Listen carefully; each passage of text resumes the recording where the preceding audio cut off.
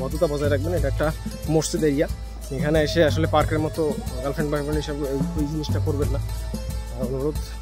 বাংলাদেশের প্রাচীন ঐতিহ্যবাহী স্থাপনাগুলোর মধ্যে একটি গুরুত্বপূর্ণ স্থাপনা বাগেরহাট জেলার ৬০ গম্বুজ মসজিদ। সুন্দরবনের কোল ঘেঁষে অবস্থিত বাংলার এই প্রাচীন স্থাপনা ১৫ শতকে সুলতান নাসিরউদ্দিন মাহমুদ শাহের শাসনামলে এই অঞ্চলের প্রশাসক খান জাহান আলী কর্তৃক নির্মিত হয়। বাংলার স্বাধীন সুলতানি আমলের এই ঐতিহাসিক নিদর্শনকে বিশ্ব ঐতিহ্য সংরক্ষণকারী প্রতিষ্ঠান ইউনেস্কো ১৯৮৩ সালে বিশ্ব ঐতিহ্যের অংশ হিসেবে ঘোষণা করেছে। প্রাচীর বেষ্টিত এই মসজিদটি বর্তমান বাগেরহাট শহরের ৩ মাইল পশ্চিমে ঘোড়া দিঘির পূর্ব পাড়ে অবস্থিত। প্রাচীনকালে এই মসজিদ প্রাঙ্গণে প্রবেশের জন্য ২টি প্রবেশ পথ ছিল।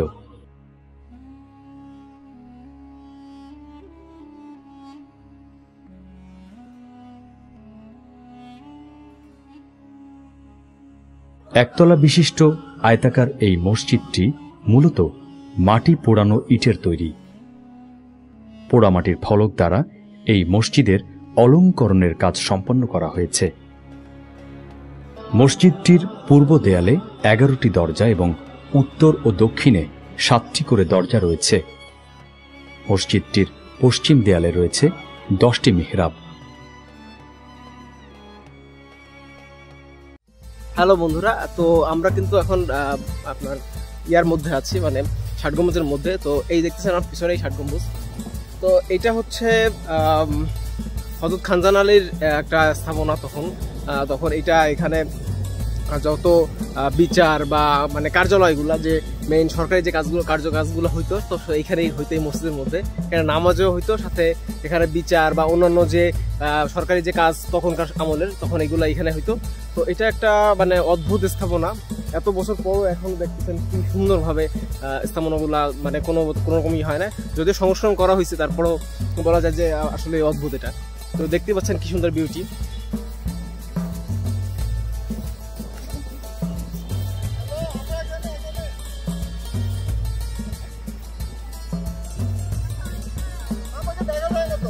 যাবে দেখা যাবে।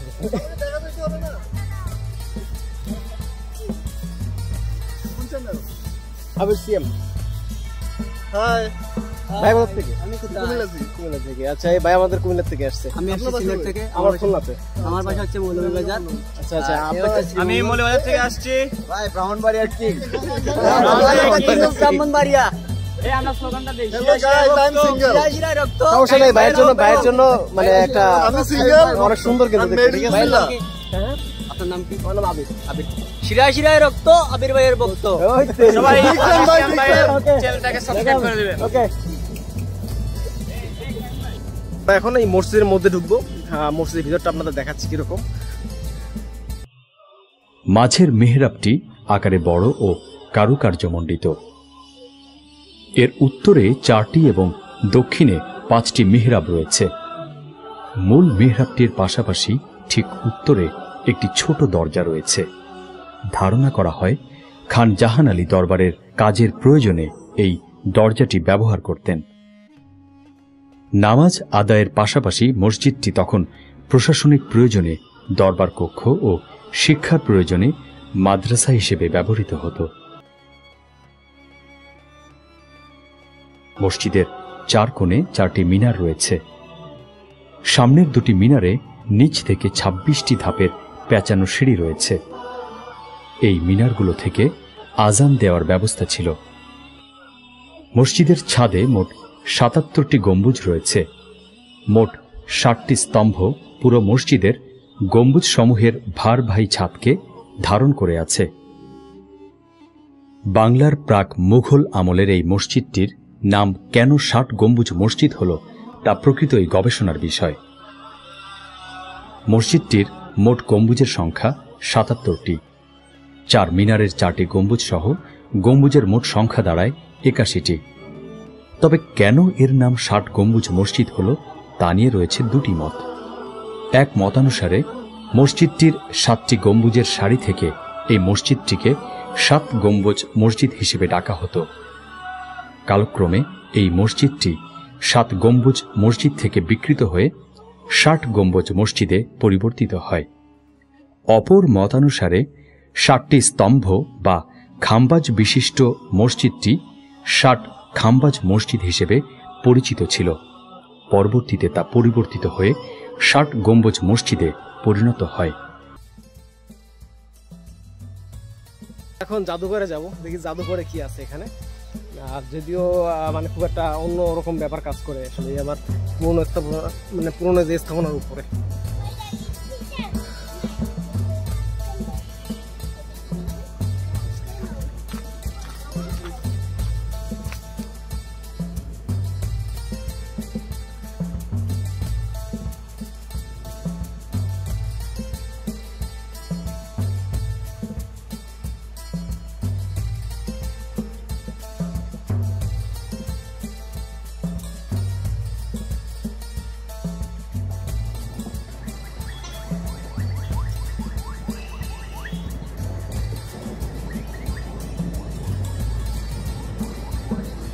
म्यूजियम के आगे रखते नहीं जाएंगे।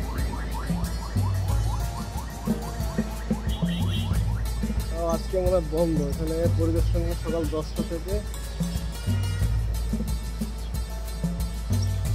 7টায় ছুটি, উইকেন্ড। এটা হচ্ছে শনিবার, মঙ্গলবার থেকে শনিবার, তো আজকে বন্ধ আছে। সরি, নেক্সট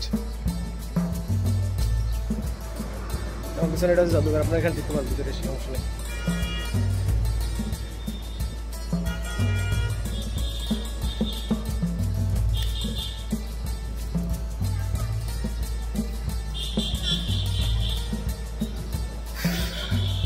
খুব সুন্দর পরিবেশ। এই যে এখানে শিশুদের জন্য খেলার স্থান আছে।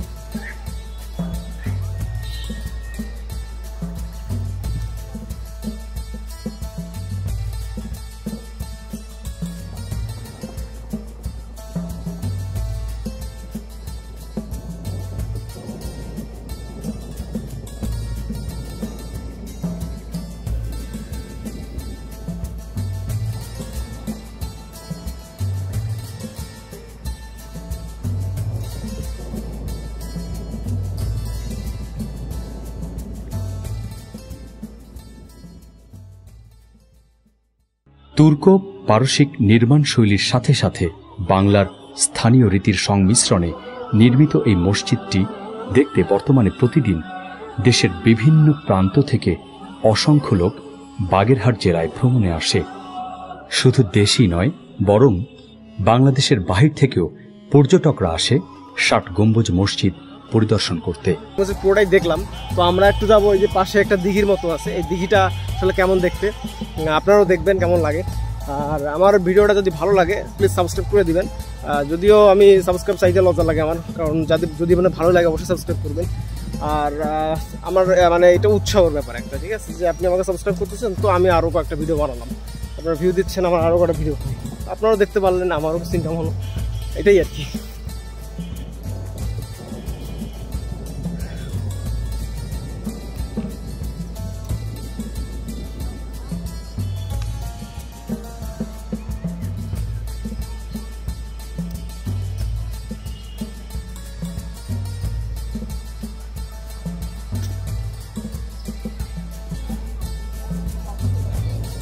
প্রকাণ্ড একটি গাছ এটা।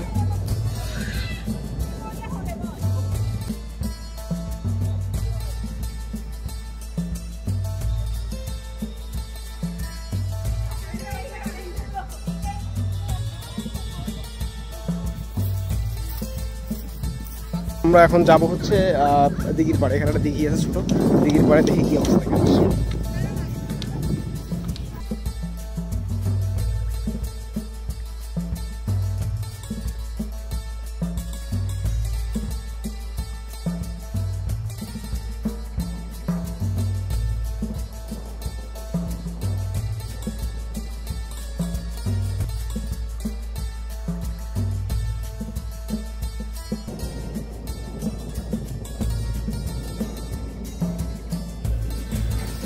এই দিঘিটা সংস্করণ করা হয়েছে, এর আগে এরকম ছিল না। তো সংস্করণ করার পরেও ভালো লাগছে, খারাপ লাগে, দিঘি আসলে দরকার, ঠিক আছে। বাট অতিরিক্ত রঞ্জিত করলে আবার তখন ভালো লাগবে না। আর এখানে এই কবুতরীরা এই একটু প্রেম করতে আসে, ভালো, খারাপ না, যাদের ভালো লাগে তারা করবে, সমস্যা কি।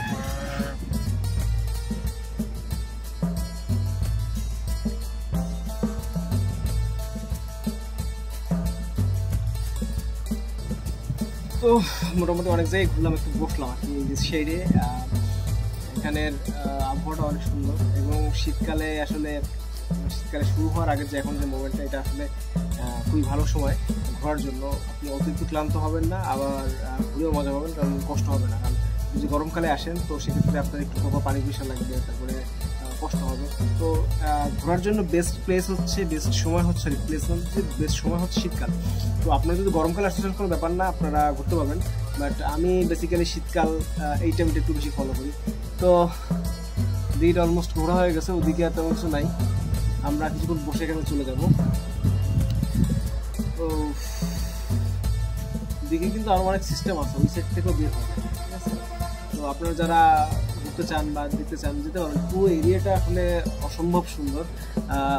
ইন্ডিয়াতে যারা দরগা যান তাদের জন্য মানে ওই টাইপের ভাইবস আপনি এখানে পাবেন। আমরা একটু পরে বের হয়ে এখন তো ইয়াতে যাবো, মাজারের দিকে যাবো। মাজারটা মানে এখান থেকে আর 10 টাকা ভাড়া, তো আপনারা মাজারটা ঘুরতে পারেন। আমি ঘুরে আপনাদের দেখাচ্ছি কেমন ওখানের ব্যাপারটা। ওখানে মানে এখানের যে সুফি সাধকরা ছিল, তারপর হচ্ছে যারা ইসলামিক ইসলাম প্রচার করতো, খানজানা আনি, সবার একটা মাজার ওখানে আছে। মানে সবার কবর, তার উত্তরসূরি তাদের কবর, এই কবরগুলো ওখানে আছে, তো আপনারা দেখতে পারেন। তো আমি মুসলিম হিসেবে ব্যাপারটা হচ্ছে যে যারা বিভিন্ন প্রত্নতাত্ত্বিক জিনিসগুলো ভালো লাগে তাদের মধ্যে তারা আসতে পারেন। এই জায়গাটা আপনাদের ভালোই লাগবে, খারাপ লাগবে। তো চলুন যাওয়া যাক।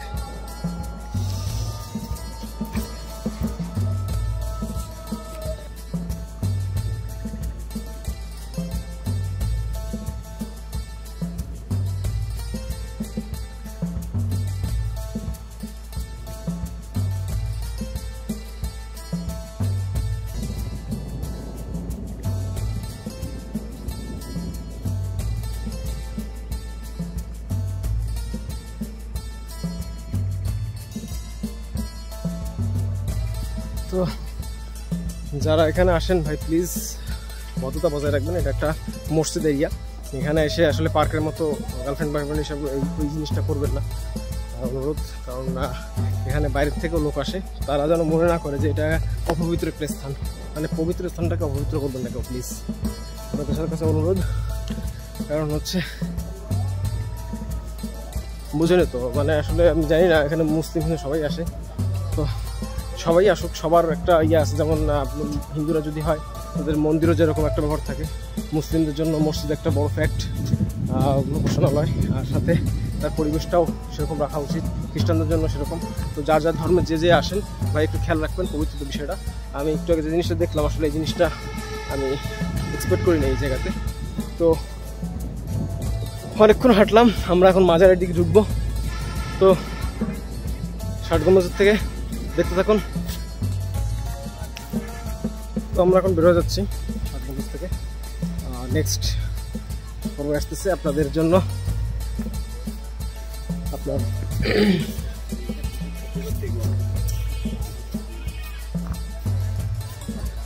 নেক্সট পর্ব থাকবে হচ্ছে আপনাদের জন্য মাজারের ভিডিও। এখানে খানজানা আলী যে মাজারটা, এই মাজারে যাচ্ছি আমরা একটু পরে। তো এই ভিডিওর নেক্সট পর্বে আসবে। আপনারা যারা খানজানা আলী মাজারের ভিডিওটা দেখতে চাচ্ছেন তারা সাবস্ক্রাইব করবেন এবং কমেন্ট বক্সে লিখবেন। তো আমি দ্রুত এটা আপলোড করার চেষ্টা করবো। তো ভালো থাকবেন, সুস্থ থাকবেন, আল্লাহ হাফেজ। আমরা এখন বের হয়ে গেলাম এই যে আমাদের পিছন থেকে। এখানে যারা ড্রোন নিয়ে আসবেন, ড্রোন উড়ানো কিন্তু নিষেধ, খবরদার ড্রোন উড়তে যাবেন না, তাহলে কিন্তু মামলা খাবেন। সো ড্রোনও যাবে, আপনার ঘোরাফেরাও নষ্ট হয়ে যাবে। সো ড্রোনে কেউ করবেন না। ইয়েতে যাবেন নাকি মাজার? তো আমরা এখন মাজারে যাচ্ছি, মাজারের ভিডিওটা দেখবেন। নেক্সট পর্বে আমরা মাজারের ভিডিওটা দেখাবো। তো আমরা মাজারে রেখে আসছিলাম 60 গম্বুজ আসার আগে।